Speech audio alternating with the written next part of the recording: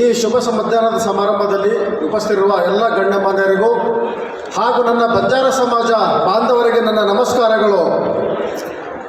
ಮಹಾನ್ ಸಂತ ಸೇವಾಲಾಲ್ ರವರ 287ನೇ ಜಯಂತಿ ಕಾರ್ಯಕ್ರಮವನ್ನು ವಿದ್ಯುಕ್ತವಾಗಿ ಉದ್ಘಾಟಿಸಿದ ಸನ್ಮಾನ್ಯ ಉಪಮುಖ್ಯಮಂತ್ರಿಗಳಾದ ಶ್ರೀ ಡಿ.ಕೆ. ಶಿವಕುಮಾರ್ ಅವರ ಅನುಪಸ್ಥಿತಿಯಲ್ಲಿ ವೇದಿಕೆಯಲ್ಲಿ ಆಸೀನರಾಗಿದ್ದ ಶ್ರೀ ಬೋಸರಾಜರವರೇ, ಮಾನ್ಯ ಸಚಿವರು, ವೇದಿಕೆಯಲ್ಲಿ ಆಸೀನರಾಗಿರುವ ಸಂಸದರುಗಳಾದ ಶ್ರೀಮತಿ ಪ್ರಭಾ ಮಲ್ಲಿಕಾರ್ಜುನರವರೇ, ಶ್ರೀ ಬಿ.ವೈ. ರಾಘವೇಂದ್ರರವರೇ, ಸಂತ ಸೇವಾಲಾಲ್ ಜನ್ಮಸ್ಥಳ ಮಹಾಮಠ ಸಮಿತಿ ಬಾಯಾಗಢ, ಸನ್ಮಾನ್ಯ ಉಪ ಸಭಾಧ್ಯಕ್ಷರು, ಕರ್ನಾಟಕ ವಿಧಾನಸಭೆ ಮತ್ತು ಅಧ್ಯಕ್ಷರಾದ ಶ್ರೀ ರುದ್ರಪ್ಪ ಮಾನಪ್ಪ ಲಂಬಾಣಿರವರೇ, ಹೊನ್ನಾಳಿ ಕ್ಷೇತ್ರದ ಶಾಸಕರಾದ ಶ್ರೀ ಡಿ.ಜಿ. ಶಾಂತನಗೌಡರವರೇ, ಮಹಾಮಠ ನಿರ್ವಹಣಾ ಸಮಿತಿಯ ಮಾನ್ಯ ಸಂಸ್ಥಾಪಕರಾದ ಶ್ರೀ ಡಿ.ಎಲ್. ಈಶ್ವರ ನಾಯಕರವರೇ,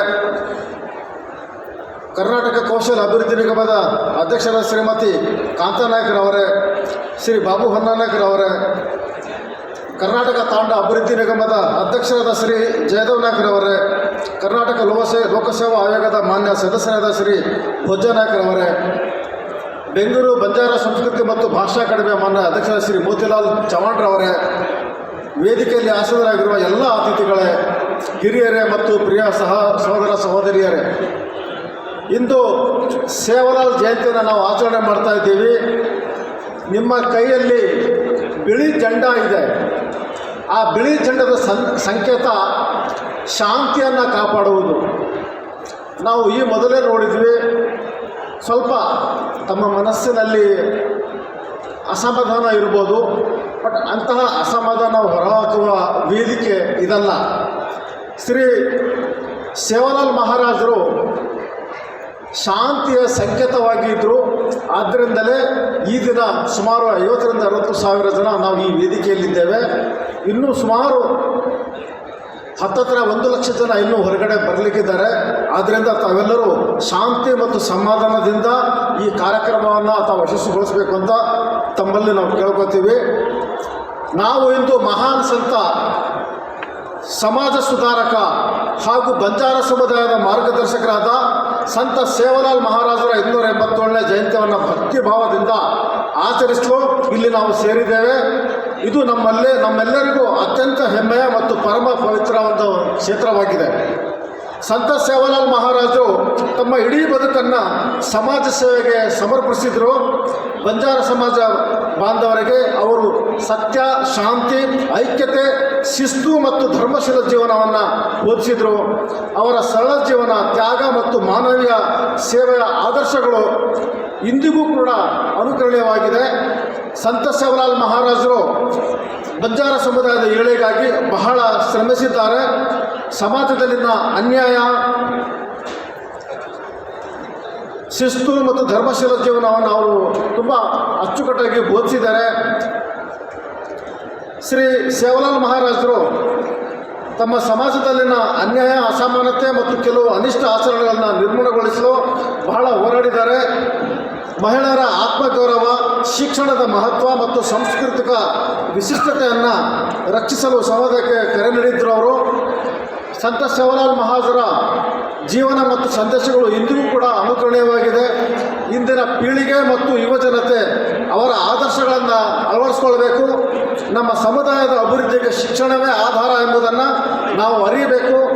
ಈ ಒಂದು ಒಳ್ಳೆಯ ಶುಭ ಸಂದರ್ಭದಲ್ಲಿ ನಾವೆಲ್ಲರೂ ಒಂದು ಸಂಕಲ್ಪವನ್ನು ಮಾಡಬೇಕಾಗಿದೆ. ಅದೇನೆಂದರೆ, ಶ್ರೀ ಸೇವಾಲಾಲ್ ಮಹಾರಾಜರ ಬೋಧನೆಗಳನ್ನು ನಮ್ಮ ಜೀವನದಲ್ಲಿ ಅನುಸರಿಸುವುದಾಗಿ, ಸಮಾಜದ ಒಗ್ಗಟ್ಟಾಗಿ ಕೆಲಸ ಮಾಡುವುದಾಗಿ, ನಮ್ಮ ಸಂಸ್ಕೃತಿ ಮತ್ತು ಪರಂಪರೆಯನ್ನು ಉಳಿಸುವುದಾಗಿ ಮತ್ತು ಮುಂದಿನ ಪೀಳಿಗೆಗೆ ಉತ್ತಮ ಶಿಕ್ಷಣ ನೀಡುವುದಾಗಿ ಸಂಕಲ್ಪ ಮಾಡೋಣ ಅಂಥೇಳಿ ಶ್ರೀ ಸಂತ ಸೇವಾಲಾಲ್ ಮಹಾರಾಜರಿಗೆ ನಿಜವಾದ ಗೌರವ ಸಲ್ಲಿಸುವುದು, ಅವರ ಜಯಂತಿಯನ್ನು ಆಚರಿಸುವುದರ ಮಾತ್ರವಲ್ಲ, ಅವರ ಆದರ್ಶಗಳನ್ನು ನಾವೆಲ್ಲರೂ ಅಚ್ಚುಕಟ್ಟಾಗಿ ಪಾಲಿಸುವುದರಿಂದ ಮಾತ್ರ ಸಾಧ್ಯ.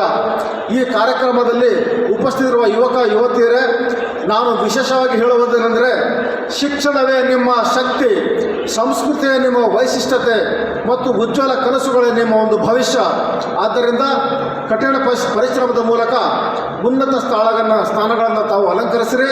ಈ ಪ್ರಗತಿಯು ಸಮಾಜದ ಅಭಿವೃದ್ಧಿಗೆ ಕೂಡ ಒಂದು ದಿಕ್ಸೂಚಿಯಾಗಲಿ ಅಂತ ಹೇಳ್ತೀನಿ. ಅದೇ ರೀತಿ 18ನೇ ಶತಮಾನದಲ್ಲಿ ಬಂಜಾರ ಸಮಾಜವು ಒಂದು ಅಜ್ಞಾನ, ಅಸಮಾನತೆ ಮತ್ತು ಅನ್ಯಾಯಗಳ ಸಂಕಷ್ಟದಲ್ಲಿದ್ದ ಕಾಲಘಟ್ಟದಲ್ಲಿ ಸಂತ ಸೇವಲಾಲ್ ಮಹಾರಾಜರು ಉದಯಿಸಿದರು. ಅವರು ಕೇವಲ ಆಧ್ಯಾತ್ಮಿಕ ಮಾರ್ಗದರ್ಶಕರಲ್ಲ, ಸಮಾಜ ಪರಿವರ್ತನೆಯ ದೀಪಸ್ತಂಭರಾಗಿದ್ದರು. ವಿಶೇಷವಾಗಿ ಬಂಜಾರ ಸಮುದಾಯದ ಆಧ್ಯಾತ್ಮಿಕ ನಾಯಕತ್ವದ ಮೂಲಕ ಅವರು ಸಮುದಾಯದ ಸ್ವಾಭಿಮಾನವನ್ನು ಜಾಗೃತಗೊಳಿಸಿದರು ಹಾಗೂ ಸಂಘಟಿತ ಶಕ್ತಿಯ ಮಹತ್ವವನ್ನು ಅವರು ಬೋಧಿಸಿದ್ದಾರೆ. ಈ ಕಾಲದಲ್ಲಿ ಶಿಕ್ಷಣದ ಕೊರತೆ, ಸಾಮಾಜಿಕ ಸಮಸ್ಯೆಗಳು ಮತ್ತು ಅಂಧಶ್ರದ್ಧೆಗಳು ವ್ಯಾಪಕವಾಗಿದ್ದವು. ಅಂತಹ ಒಂದು ಸಂದರ್ಭದಲ್ಲಿ ಸಂತ ಸೇವಲಾಲ್ ಮಹಾರಾಜರು ಜನರಲ್ಲಿ ಜಾಗೃತಿಯನ್ನು ಮೂಡಿಸಿದ್ದಾರೆ. ಮಾನವನು ತನ್ನ ಆತ್ಮಗೌರವವನ್ನು ಅರಿತು ಸತ್ಯ ಮತ್ತು ಧರ್ಮದ ಮಾರ್ಗದಲ್ಲಿ ನಡೆಯಬೇಕು ಎಂಬುದು ಅವರ ಒಂದು ಪ್ರಮುಖ ಸಂದೇಶವಾಗಿತ್ತು.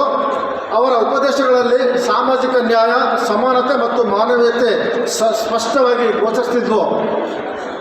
ಶ್ರೀ ಸಂತ ಸೇವಲಾಲ್ ಮಹಾರಾಜರ ಚಿಂತನೆಗಳಲ್ಲಿ 3 ಪ್ರಮುಖ ಅಂಶ ಸ್ಪಷ್ಟವಾಗಿದೆ. ಒಂದೇನೆಂದರೆ ಅವರ ಒಂದು ಸೇವಾ ಮನೋಭಾವ, ಸಮಾನತೆ ಮತ್ತು ಮಾನವೀಯತೆ ಇತ್ತು.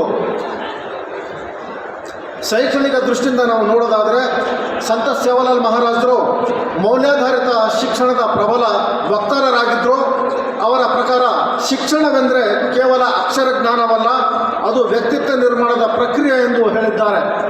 ಇಂದಿನ ಯುಗದಲ್ಲಿ ನಾವು ಉದ್ಯೋಗಮುಖಿ ಶಿಕ್ಷಣಕ್ಕೆ ಹೆಚ್ಚಿನ ಮಹತ್ವ ನೀಡುತ್ತಾ ಇದ್ದೇವೆ. ಆದರೆ ಅವರು ಸಮಾಜಮುಖಿ ಮತ್ತು ಮೌಲ್ಯಾಧಾರಿತ ಶಿಕ್ಷಣವನ್ನು ಒತ್ತಿ ಹೇಳಿದರು. ಸ್ನೇಹಿತರೆ, ಸಮಾಜ ಸೇವಾ ದೃಷ್ಟಿಕೋನದಿಂದ ಶ್ರೀ ಸೇವಲಾಲ್ ಮಹಾರಾಜರು ಸಮುದಾಯದ ಸಬಲೀಕರಣದ ಆದರ್ಶ ವ್ಯಕ್ತಿಯಾಗಿದ್ದರು. ಆರ್ಥಿಕವಾಗಿ, ಸಾಮಾಜಿಕವಾಗಿ ಹಿಂದುಳಿದ ವರ್ಗಗಳು ತಮ್ಮ ಹಕ್ಕುಗಳನ್ನು ಅರಿತು ಸ್ವಾವಲಂಬಿಯಾಗಿ ಬದುಕಬೇಕೆಂದು ಅವರು ಯಾವಾಗಲೂ ಪ್ರೇರೇಪಿಸ್ತಾ ಇದ್ದರು. ಸಂಘಟಿತ ಶಕ್ತಿಯಿಂದ ಮಾತ್ರ ಸಮಾಜದ ಉನ್ನತಿ ಸಾಧ್ಯವೆಂದು ಅವರು ಬೋಧಿಸ್ತಾ ಇದ್ದರು. ಇಂದಿನ ಕಾಲದಲ್ಲಿ ನಾವು ಇನ್ಕ್ಲೂಸಿವ್ ಡೆವಲಪ್ಮೆಂಟ್ ಎಂಬ ಪರಿಕಲ್ಪನೆಯನ್ನು ನಾವು ಚರ್ಚಿಸುತ್ತಿದ್ದೇವೆ. ಆದರೆ ಸಂತ ಸೇವಲಾಲ್ ಮಹಾರಾಜರು ಅದನ್ನು ಶತಮಾನಗಳ ಹಿಂದೆ ತಮ್ಮ ಜೀವನದಲ್ಲಿ ಅದನ್ನು ಅಳವಡಿಸಿಕೊಂಡಿದ್ದರು. ಇಂದು ನಾವು ತಂತ್ರಜ್ಞಾನ ಮತ್ತು ಆರ್ಥಿಕ ಪ್ರಗತಿ ವೇಗವಾಗಿ ಸಾಗುತ್ತಿರುವ ಒಂದು ಸಂದರ್ಭದಲ್ಲಿ ಮಾನವೀಯ ಮೌಲ್ಯಗಳನ್ನು ಕಾಪಾಡಿಕೊಳ್ಳುವುದು ತುಂಬ ಅಗತ್ಯವಾಗಿದೆ. ಸ್ಪರ್ಧಾತ್ಮಕ ಜೀವನದಲ್ಲಿ ಸಹಾನುಭೂತಿ, ಒಗ್ಗಟ್ಟು ಮತ್ತು ಪರಸ್ಪರ ಗೌರವ ಕಡಿಮೆಯಾಗುತ್ತಿರುವುದನ್ನು ನಾವು ಗಮನಿಸ್ತಾ ಇದ್ದೇವೆ. ಇಂತಹ ಸಂದರ್ಭದಲ್ಲಿ ಸಂತ ಸೇವಲಾಲ್ ಮಹಾರಾಜರ ಆದರ್ಶಗಳು ನಮಗೆ ದಾರಿದೀಪವಾಗಿದೆ. ಅದೇ ರೀತಿ ಈ ದಿನ 287ನೇ ಜಯಂತಿಯ ಸಂದರ್ಭದಲ್ಲಿ ನಾವು ಕೇವಲ ಆಚರಣೆಯಲ್ಲಿ ಸೀಮಿತವಾಗಿದೆ ಅವರ ಸಂದೇಶಗಳನ್ನು ನಮ್ಮ ಜೀವನದಲ್ಲಿ ಅಳವಡಿಸಿಕೊಳ್ಳುವ ಸಂಕಲ್ಪ ಮಾಡಬೇಕು. ಗುಣಮಟ್ಟದ ಶಿಕ್ಷಣ, ನೈತಿಕ ನಾಯಕತ್ವ ಮತ್ತು ಸಮಗ್ರ ಬೆಳವಣಿಗೆ ಆಧಾರದ ಮೇಲೆ ಸಮಾಜದ ಒಂದು ನಿರ್ಮಾಣಕ್ಕೆ ನಾವೆಲ್ಲರೂ ಕೈ ಜೋಡಿಸಬೇಕು. ನಮ್ಮ ಮಕ್ಕಳಿಗೆ ಜ್ಞಾನಕ್ಕೆ ಮಾತ್ರವಲ್ಲ, ನೈತಿಕ ಮೌಲ್ಯಗಳು ಮತ್ತು ಸಂಸ್ಕಾರಗಳನ್ನು ಕೂಡ ನಾವು ಹೇಳ್ಕೊಡ್ಬೇಕಾಗಿದೆ. ಆದ್ದರಿಂದ ಸಂತ ಸೇವಲಾಲ್ ಮಹಾರಾಜರ ಜೀವನ ನಮಗೆ ಒಂದು ಸ್ಪಷ್ಟವಾಗಿ ಏನು ತಿಳಿಸಿದೆ ಅಂದರೆ, ನಿಜವಾದ ಮಹತ್ವ ಅಂದರೆ ಇಂಪಾರ್ಟೆನ್ಸ್ ಅಧಿಕಾರದಲ್ಲಿಲ್ಲ, ಅದು ನಾವು ಮಾಡುವಂತಹ ಸೇವೆಯಲ್ಲಿ ಇದೆ.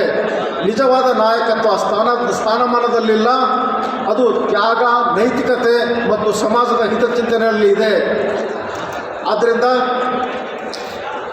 ತಾವೆಲ್ಲರೂ ಕೂಡ ಯಾವಾಗಲೂ ಶಾಂತಿ ಮತ್ತು ಸಮಾಧಾನದಿಂದ ತಾವು ಇರಿ ಮತ್ತು ನಮ್ಮ ಸಮುದಾಯವನ್ನು ಒಳ್ಳೆಯ ಸ್ಥಾನಕ್ಕೆ ಕೊಂಡೊಯ್ಯಿರಿ. ನಮ್ಮ ಏನು ಬಂಜಾರ ಸಮುದಾಯ ಏನಿದೆ ಯಾವತ್ತೂ ಕೂಡ ಶಾಂತಿ ಮತ್ತು ಸುಲಲಿತದಿಂದ ಇದುವರೆಗೆ ಬಂದಿದ್ದಾರೆ. ಈ ಸಂದರ್ಭದಲ್ಲಿ ನಮ್ಮನ್ನು ಕರೆಸಿ 2 ಮಾತಾಡಲಿಕ್ಕೆ ಅವಕಾಶ ಮಾಡಿಕೊಟ್ಟ ಎಲ್ಲರಿಗೂ ಕೂಡ ಧನ್ಯವಾದಗಳು. ಜೈ ಹಿಂದ್, ಜೈ ಕರ್ನಾಟಕ ಮಾತೆ.